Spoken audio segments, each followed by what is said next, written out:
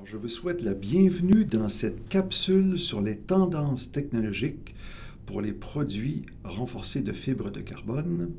Alors, mon nom est Vincent Sabourin, je suis directeur de l'Observatoire sur les stratégies de la commercialisation et de l'innovation à l'ESG de l'Université du Québec à Montréal. Il me fait plaisir d'être avec vous durant une dizaine de minutes pour regarder les principales tendances technologiques que nous avons pour vous, qui êtes une entreprise qui fabriquez des produits de plastique et de matériaux avancés. Alors, on va faire trois choses durant cette dizaine de minutes-là. On va regarder les perspectives générales sur la fameuse question de la biodégradabilité des produits renforcés de carbone. On va voir la question des bioplastiques et on va terminer sur les autres tendances technologiques en regardant le marché du graphème, qui est un marché en émergence, mais un marché particulièrement important pour une entreprise dans le domaine de la plasturgie. Alors, on va d'abord commencer par voir la perspective générale de ce qu'on appelle les PRFC, les produits renforcés de fibres de carbone. On va voir un peu l'évolution du marché et les tendances générales. Alors, de façon générale, les PFRC, c'est ce qu'on appelle en anglais les Carbon Fiber Reinforced Polymer. C'est un matériau résistant très léger. C'est un matériau fabriqué à base de résine d'époxyde, de polyester et autres. C'est un marché de composites essentiellement qui intègre d'autres composantes qui viennent modifier les caractéristiques du plastique pour lui donner de nouvelles propriétés. Alors, on va voir qu'on a une multitude de composites possibles, aussi une multitude de procédés qui ouvrent la porte à des nouvelles applications, des nouveaux marchés potentiels pour vous. De façon générale, ce qu'on voit, c'est que les produits de carbone, ça repose sur l'intégration de plusieurs facteurs. Alors, il y a deux choses qu'on va retenir. La voie d'avenir est incontournable dans un grand nombre de marchés, que ce soit l'emballage, mais que ce soit aussi le secteur de l'automobile ou de l'aéronautique, c'est le caractère du recyclage et de la biodégradabilité, en particulier dans l'emballage, qui sont des tendances incontournables. Alors, on voit ici qu'on a une multitude de procédés qui sont intégrés, qui nous permettent d'atteindre ces deux objectifs, de proposer un recyclage et une réutilisation à nos clients ou encore une biodégradabilité.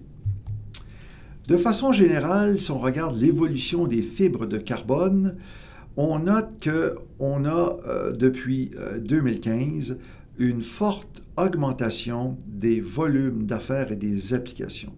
Alors, on se rappelle que les fibres de carbone ont été développées principalement dans des secteurs comme les raquettes de tennis, le secteur des vélos, mais rapidement, la percée des fibres de carbone s'est retrouvée dans le marché de l'aéronautique et on est maintenant entré directement dans le marché de l'automobile, on va voir ça un peu plus loin, et on a une très large diversification dans une multitude d'applications industrielles. Alors, c'est quoi la cible des efforts de recherche et développement? Quand vous voulez développer des produits biodégradables, réutilisables, recyclables, quelles sont les caractéristiques des efforts des entreprises? Alors, 65% des efforts, c'est pour avoir des produits qui peuvent avoir un fort contenu qui est recyclable. On a aussi, on va le voir dans l'automobile, on l'a déjà dans l'aéronautique, 57% des objectifs de développement de nouveaux produits portent sur la réduction de poids. On a aussi 41% pour la mise en place de matériaux bio, matériaux biologiques, et 25% afin d'accroître la proportion de matériaux qui sont compostables. Alors, de façon générale, on a dans les produits de fibres de carbone la légèreté, mais si on regarde l'aérospatiale et l'automobile, qui donne une bonne illustration de ce qu'on va retrouver au cours des prochains mois et des prochaines années dans une multitude de marchés, c'est une forte convergence des technologies de fibres de carbone. Autrement dit, ce qu'on avait dans les équipements de sport, qu'on a eu par la suite dans l'aéronautique, on le retrouve dans l'automobile, mais on le retrouve aussi dans une multitude de secteurs, dont la construction, les plastiques médicaux. Tout ça repose sur une convergence de procédés qui ouvre la porte à des nouvelles applications. Alors, on a ici la figure qui montre la forte augmentation de la demande mondiale pour des produits de fibres de carbone dans la plasturgie. On voit qu'on a eu une croissance relativement modérée de 2008 à 2013, mais qu'à partir de 2015 jusqu'à 2020, la taille de ce marché-là va doubler. Donc, on aura des ventes qui vont doubler dans les 5 prochaines années sur le marché mondial. L'autre chose qu'on note, c'est que c'est un marché où les grands joueurs de ce monde, qui sont présents dans les fibres de carbone, estiment que ce sont des marchés suffisamment lucratifs. Alors pour vous, qu'est-ce que ça veut dire? Ça veut dire que si les grands joueurs s'investissent là-dedans, c'est parce qu'il y a de l'argent à faire, c'est parce aussi que le développement en vaut la peine. Alors on regarde les Toray, les Toro, les Saltec, les MRC, les Excel, on voit qu'une multitude de joueurs se sont déjà attaqués à des marchés qui représentent des taux de croissance intéressants. Alors, comme je l'ai dit précédemment et je le répète, ce qui est très important pour vous, c'est de trouver des créneaux.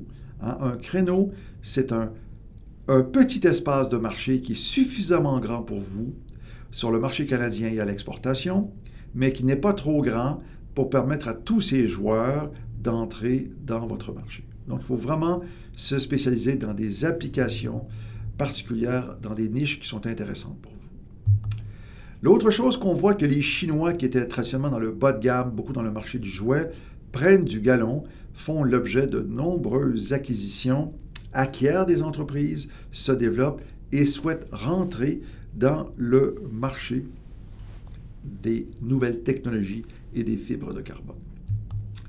Alors, si on regarde ce marché-là, ce qu'on note, c'est que le dollar payé par fibre de carbone, on voit à gauche qu'on a débuté tout d'abord dans l'aérospatial, l'aéronautique, aussi les véhicules le sport récréatif. On est maintenant dans la construction, mais on voit que l'automobile va amener, on va le voir un peu plus loin, une formidable explosion de la demande. Donc, on a une forte augmentation des volumes de vente dans des produits de fibres de carbone. Alors, si vous vous intéressez à l'automobile, au transport terrestre, je vous invite d'ailleurs à écouter la capsule qui porte directement sur ce sujet. L'autre chose, c'est qu'on a un changement de paradigme. Un changement de paradigme qui s'opère principalement dans l'industrie automobile et pour lequel l'entreprise allemande BMW est le leader mondial avec la série des e-véhicules. C'est-à-dire que toute la chaîne de valeur d'une automobile est maintenant basée sur des fibres de carbone. Donc, des produits de plastique renforcés par les composites. Alors, vous savez que l'industrie européenne a des défis importants qui consistent à remettre le poids d'une voiture à ce qu'il était après la Deuxième Guerre mondiale, ce qui veut dire qu'il faut enlever entre 800 et 1000 livres du poids d'une voiture. C'est considérable. Et pour ce faire, la solution des fabricants est de s'investir dans des produits de carbone, produits de plastique et de composite pour alléger la voiture, réduire l'économie de carburant et ouvrir la porte aussi à un caractère réutilisable et recyclable des composantes. Alors, on va maintenant voir plus particulièrement la question des bioplastiques et de la biodégradabilité. Alors, on va voir les bioplastiques, les technologies de biodégradabilité, les plastiques végétaux et les tendances dans le plastique biodégradable. Alors, c'est une tendance très importante, comme vous le savez, dans le marché des emballages, qu'on pense aux bouteilles d'eau ou aux emballages traditionnels, les bioplastiques jouent un rôle important. Mais ils sont aussi importants dans d'autres secteurs. Alors, quand on parle de bioplastique, on parle essentiellement de plastique d'origine biologique. Alors, on inclut par exemple ce qu'on appelle les oxo biodégradables, les bio-nano-composites, et on met essentiellement l'accent dans un caractère biodégradable sur l'élimination du produit à la fin de sa vie utile. C'est ce qu'on va chercher. Là aussi, vous allez voir, les grandes entreprises BASF ont développé et travaillent à des plastiques biodégradables basés sur le maïs ou l'amidon dans un certain nombre de marchés. Alors, on voit ici que la production des biopolymères est en forte augmentation. On voit que depuis 2014, 2015, 2016, on a une augmentation. Alors, selon l'Association européenne des bioplastiques, on produisait 1,16 million de tonnes. On est passé à 5,8 millions de tonnes en 2016. Donc, c'est considérable. C'est un marché qui est en expansion. Alors, on a différents produits. On en a 5 processus. Alors, dans les 2 transparents, on va juste les nommer. La chose que l'on retient pour vous qui est importante, si vous voulez développer un produit, un procédé basé sur les bioplastiques, c'est très important de travailler directement avec les exigences des acheteurs. Valider les caractéristiques du produit avec les acheteurs, et c'est ce qu'on fait pour vous dans le cadre de l'accompagnement et des études de marché à l'Observatoire. Alors, le premier procédé, c'est les productions à base de fermentation de sucre, ce qu'on appelle les monomères. Le deuxième, c'est la production de polymères, toujours à la base de fermentation de sucre. Le troisième, c'est la procédé chimique d'extraction d'huile végétale. Ça peut être fait aussi par une approche mécanique. On peut faire une extraction à partir de polymères végétaux basés sur l'amidon. Et on peut aussi faire des procédés thermochimiques que vous connaissez généralement. Alors, ce qu'on voit, c'est que les bioplastiques sont de plus utilisés dans le contact avec les aliments. Donc, dans les emballages, on a des choses importantes. La société Coca-Cola a lancé récemment une bouteille végétale faite à base de bioplastique et Danone travaille sur les polyactides pour ses bouteilles d'eau et ses emballages de yogourt. Alors, ce qui est intéressant, c'est qu'on a une forte réduction de l'empreinte de CO2 face au plastique conventionnel. Hein? On a des applications qui sont à la fois durables, mais qui sont capables d'avoir une vie restreinte et qui ouvrent la porte à des caractères qui sont intéressants pour les acheteurs sur le plan de la protection de l'environnement. Alors, on note qu'on a une évolution importante des plastiques qui étaient basés sur le pétrole traditionnellement et qui vont devenir progressivement au cours des prochaines années de plus en plus organiques. On voit qu'on a, à partir de 2015, là, une montée de la tendance technologique qui repose sur les bioplastiques. Alors, on a ici une pression des consommateurs et on a pour les fabricants dans le plastique une multitude de niches qui, pour les emballages et les différents produits, de biodégradables dans les bioplastiques. Alors, la part de l'industrie de l'emballage va diminuer de 70 à 49% traditionnel. On va avoir une forte croissance des bioplastiques, mais on la retrouve aussi dans d'autres secteurs, l'ameublement, le transport, les appareils électriques. Donc, la tendance que l'on a dans les emballages, elle va s'accentuer dans d'autres marchés qui sont des marchés d'avenir, entre 2009 et 2020. Alors, on a une multitude, hein, puis on voit que la capacité, ce qu'on appelle les bio-PE, les bio-PET, sont en demande. Ce sont nos 2 produits les plus importants, mais on a 43% de la capacité de production en 2015 qui repose sur ces 2 procédés-là, les bio-PE et les bio-PET. Alors, on a un marché des bioplastiques biodégradables qui va connaître une croissance annuelle de 15% dans la majorité des marchés géographiques des pays de l'OCDE, des pays industrialisés. Alors ça, c'est considérable.